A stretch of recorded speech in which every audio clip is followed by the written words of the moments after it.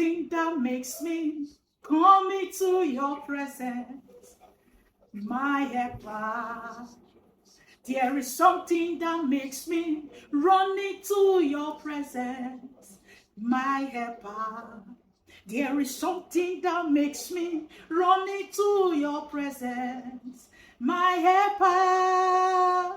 There is something that makes me run into your presence, my helper. You are my helper, oh, my helper, my helper, oh, my helper. There is something that makes me run into your presence, my helper. Hallelujah. There is something that makes you to run into the presence of God. There is something that will ginger you to run into the presence of God. There is something that will motivate you to run into the presence of God. There is something that will push you to run into the presence of God. There is something that will make you to be hungry to be at the presence of God. There is something that must make you. There is something that will make you to be at the presence of God. Even when there is rain, even when it is sun, even when there is nothing, there is something that is making you, that will make you to run into the presence of God. If you don't have that thing, you cannot even serve God very well. If you don't have that thing inside of you, you cannot serve God. Be you pastor, be you prophet, be you bishop, be you whatsoever. If you don't have that thing inside of you, you cannot really serve God the way you are supposed to serve him. There is something that is making you. There is something that will make you to run to his presence. In the morning, to run to his presence. In the noon, to run to his presence. In the evening, to run to his presence. Even at night season, you will not allow sleep. When you remember that thing, you will quickly wake up and run to the presence of God. It's not because you are a pastor that will make you to run to the presence of God. It's not because you are a bishop that will make you to run to the presence of God. It's not because you are a prophet or a prophetess that will make you to run to the presence of God. It's not because you are a floor member that will make you to run to the presence of God. It's not because you are a teacher or an evangelist that will make you to run to the presence of God. No way. There is this thing that will make you to run to the presence of God. There is something that must be planted in you, that must be rooted in you, that must begin to speak in you, that will begin to multiply inside of you, through to outside and everywhere around about you. There is something.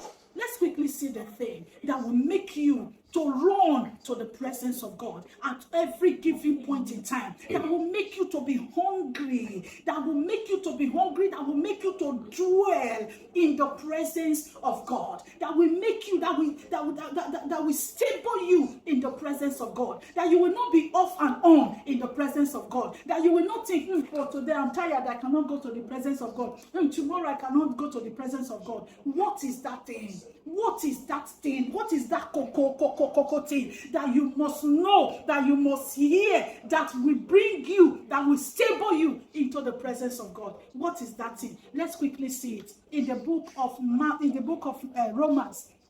In the book of Romans 28 verse 8. Let's quickly see it.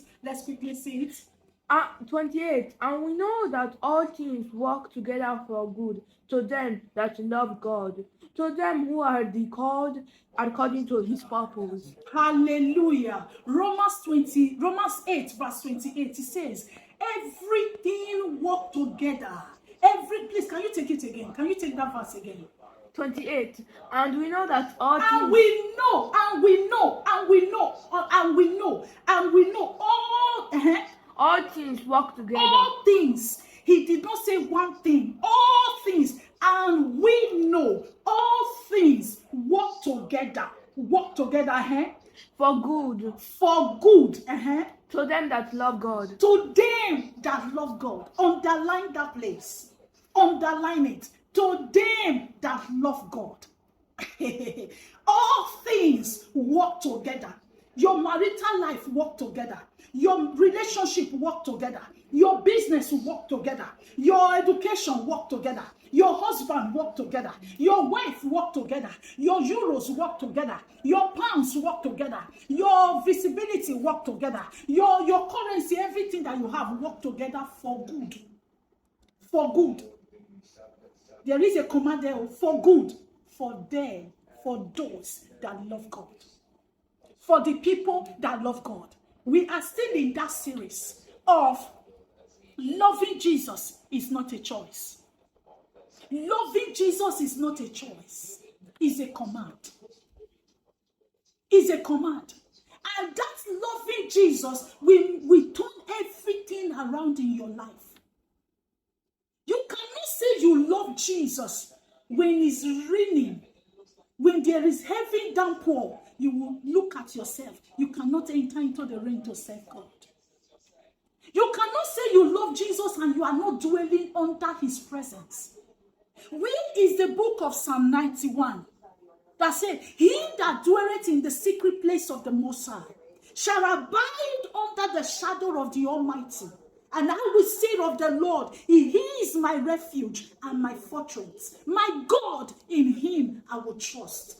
Surely he shall deliver me from the snare of the fowler and from the noisy pestilence. He shall cover me with his feathers, and under his wings shall I trust. His trust shall be my shield and buckler. I shall not be afraid for the terror by night, nor for the arrow that flew by day, nor for the pestilence that walketh in darkness, nor for the destruction that wasteth at noonday. 1,000 shall fall at my side, and 10,000 at the right side, at the right hand, but none of it shall come near me. Why? Because you truly love him. When you love him, you will stay under his presence. You will not allow anything to drag you away from his presence. You will not allow anything. You will not allow anything. Anything, including your husband, including your children, including your wife, including your money, including your time, including your side chick, including anything that you think of. You will never allow it to drag him away, to drag you away from his presence. You will not allow what you don't have to drag you away from his presence. You will not allow what you have to drag you away from his presence. You will not allow any day to pass by without dwelling in his presence when you truly love him. Take a look at husband and wife that truly love each other. When the wife is outside the house, he will keep calling the husband. Oh, honey, I just want to check you every minute, every second. I just want to check on you. I just want to check up on you. How are you doing? I hope you're okay. Even if he's not on phone, he will be on a text message and all that.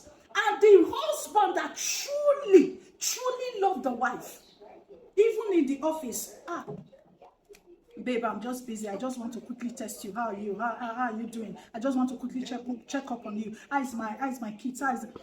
He will drop his phone. He will start his work again. True love. True love. That is how it is. When you truly love Christ, when you are not his presence, it will seem as if something is missing. It will seem as if you are naked. When you are not in the presence of God, when you truly, when his love has eaten you up, when his love has swallowed you, when you are not in his presence, my dear, it will feel that you are so naked.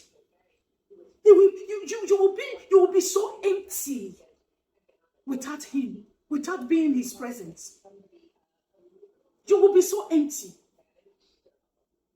You will be so empty without being in his presence. What will drag you to his presence is loving him. Is loving him. Is loving him. Loving Jesus. Loving Jesus from the depth of your heart. From the bottom of your heart. Will make you to stay put. No matter what they are saying about him, my dear, you will pay deaf ear.